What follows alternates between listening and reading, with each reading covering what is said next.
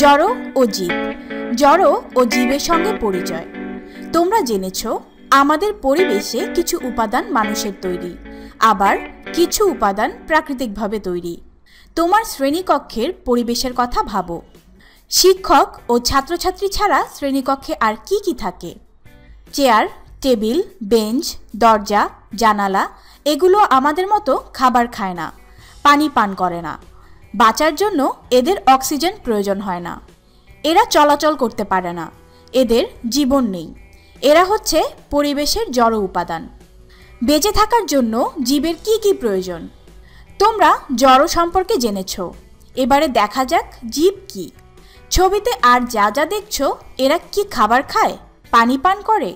এরা কি শ্বাস নেবার সময় বায়ু থেকে অক্সিজেন গ্রহণ করে, ছোট থেকে বড় হয়?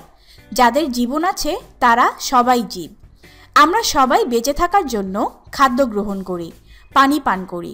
বায়ু ছাড়া কি আমরা বাঁচতে পারি? আমরা যদি কিছু সময়ের জন্য আমাদের নাক চেপে ধরি এবং মুখ বন্ধ করে রাখি, তবে কি ঘটবে? আমাদের দম বন্ধ হয়ে আসবে, কারণ বায়ু থেকে আমরা অক্সিজেন গ্রহণ করি। ভেবে দেখো তো, পরিবেশে আর কারা আছে যাদের বেঁচে থাকার জন্য খাদ্য, পানি ও বায়ু প্রয়োজন? যারা ছোট থেকে ধীরে ধীরে বড় হয়, যেমন একটি চারা গাছ ধীরে ধীরে বড় হয়, একটি বিড়াল ছানা ছোট থেকে বড় হয়, একটি শিশু ধীরে ধীরে বড় হয়। যাদের এসব বৈশিষ্ট্য রয়েছে তাদের আমরা জীব বলি। জীবের আরও একটি বৈশিষ্ট্য হলো নিজের মতো অন্য জীবের জন্ম দেওয়া। একসময় জীবের মৃত্যু ঘটে। এবার জড় ও জীবের তুলনা করো, কি পার্থক্য পেলে? তোমরা বাড়ি ও বিদ্যালয়ের পরিবেশ দেখে নিচের ছকটি পূরণ করো। জীব জড়বস্তু। জীব চলাচল করতে পারে, জড়বস্তু চলাচল করতে পারে না। জীব অক্সিজেন গ্রহণ করতে পারে, জড়বস্তু অক্সিজেন গ্রহণ করতে পারে না। উদ্ভিদ ও প্রাণী। সকল জড়বস্তু ও জীব নিয়েই আমাদের এই পরিবেশ। পরিবেশের সকল জীবকে উদ্ভিদ ও প্রাণী এ দুভাগে ভাগ করা হয়েছে। উদ্ভিদ ও প্রাণীকে কিভাবে আমরা আলাদা করতে পারি? প্রাণী নিজ ইচ্ছায় এক স্থান থেকে অন্য স্থানে যেতে পারে, কিন্তু উদ্ভিদ জীব হলেও এক স্থান থেকে অন্য স্থানে নিজে নিজে যেতে পারে না। কিন্তু খেয়াল করে দেখবে, উদ্ভিদের পাতা সূর্যের আলোর দিকে হেলে পড়ে। মানুষ এবং অন্যান্য প্রাণীদের বেঁচে থাকার জন্য বায়ু, পানি ও খাদ্য প্রয়োজন।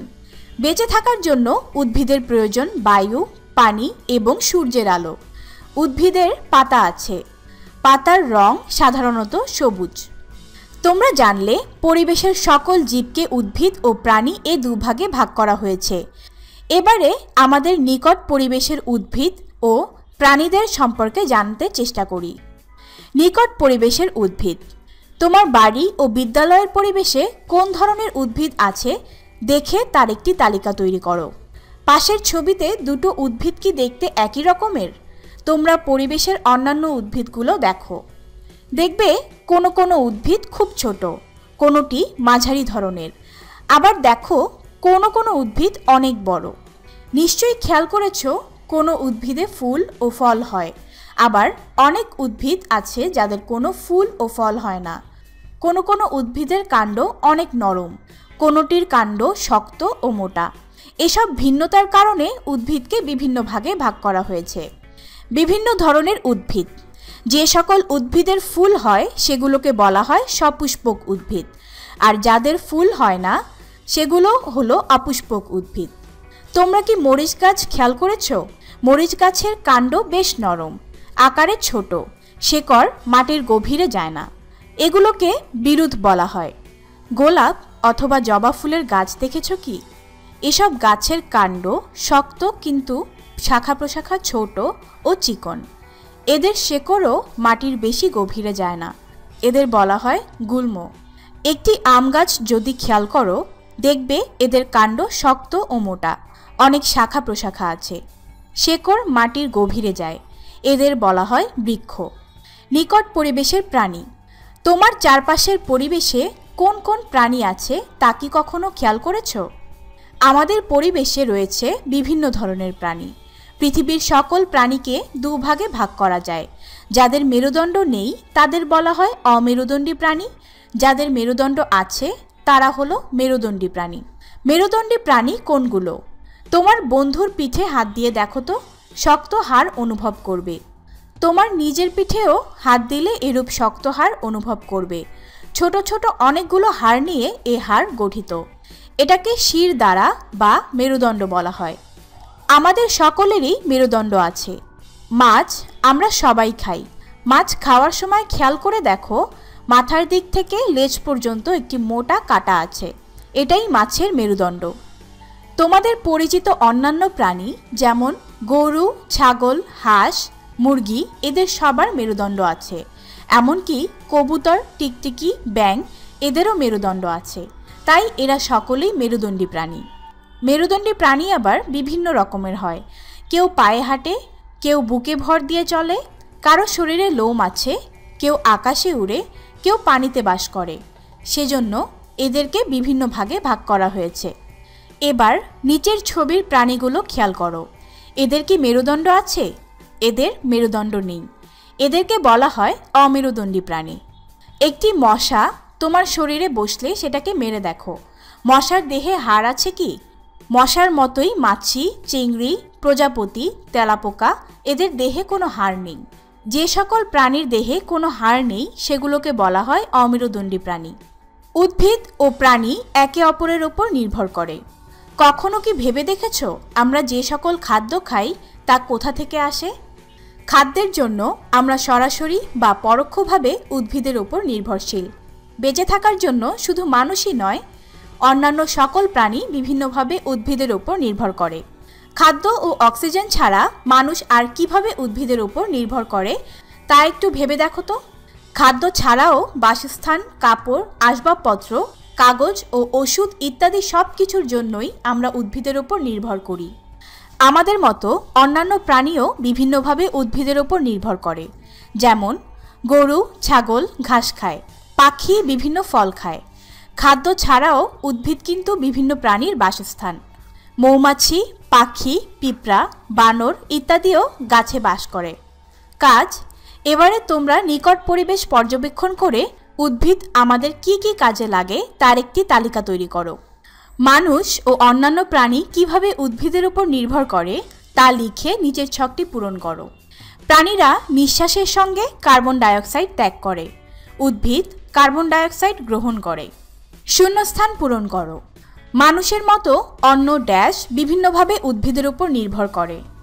মানুষের মতো অন্য প্রাণীরা বিভিন্নভাবে উদ্ভিদের উপর নির্ভর করে। গরু খাদ্য হিসেবে ড্যাশ খায়। গরু খাদ্য হিসেবে ঘাস খায়। বাম পাশের অংশের সাথে ডান পাশের অংশের মিল করো। টিকটিকি মেরুদণ্ডী প্রাণী, প্রতিটি জীবের দেহের বৃদ্ধি ঘটে। তেলাপোকা অমেরুদণ্ডী প্রাণী। প্রাণী খাদ্যের জন্য উদ্ভিদের উপর নির্ভরশীল। বহু নির্বাচনী প্রশ্ন, সঠিক উত্তরটিতে টিক চিহ্ন দাও। নিচের ছবিতে কোনটি জীব? এখানে উত্তর হবে ক গাছ। নিচের ছবিতে কোনটির মৃত্যু ঘটে? এখানে উত্তর হবে খ কাক।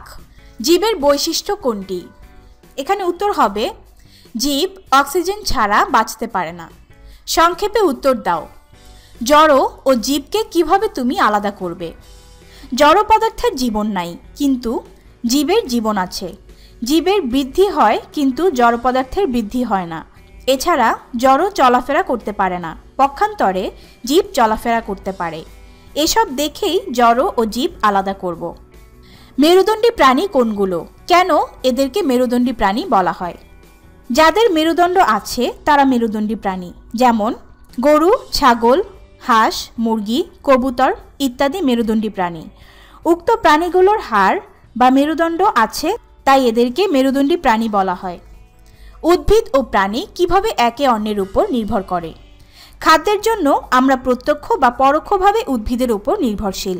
বায়ুমণ্ডলে উদ্ভিদ যে অক্সিজেন ছাড়ে সেটাই আমরা গ্রহণ করি। খাদ্য ছাড়াও ওষুধ, দৈনন্দিন আসবাবপত্র, বাসস্থান, কাগজ, কাপড় ইত্যাদি সব কিছুর জন্য আমরা উদ্ভিদের উপর নির্ভর করি। শুধু মানুষ নয়, অন্যান্য সকল প্রাণীও বিভিন্নভাবে উদ্ভিদের উপর নির্ভর করে। যেমন গরু, ছাগল খাদ্য হিসেবে ঘাস খায়। পাখি বিভিন্ন ফল খায়। খাদ্য ছাড়াও উদ্ভিদ বিভিন্ন প্রাণীর বাসস্থান। মৌমাছি, পাখি, পিঁপড়া, বানর ইত্যাদি গাছে বাস করে। অপরপক্ষে প্রাণীরা নিঃশ্বাসের সাথে কার্বন ডাইঅক্সাইড ত্যাগ করে। উদ্ভিদ সেই কার্বন ডাইঅক্সাইড গ্রহণ করে খাদ্য তৈরি করে। সুতরাং দেখা যায় যে উদ্ভিদ ও প্রাণী একে অপরের উপর নির্ভরশীল। নিচের ছবি দুটো দেখো এবং এদের মিল ও অমিল খুঁজে লিখো। মিল: 1. উভয়ের জীবন আছে। 2. উভয় জীবই প্রাকৃতিক পরিবেশের অংশ। অমিল: 1. মানুষ চলাফেরা করতে পারে কিন্তু গাছপালা পারে না। 2. মানুষ নিজের খাদ্য নিজে তৈরি করতে পারে না কিন্তু গাছপালা পারে।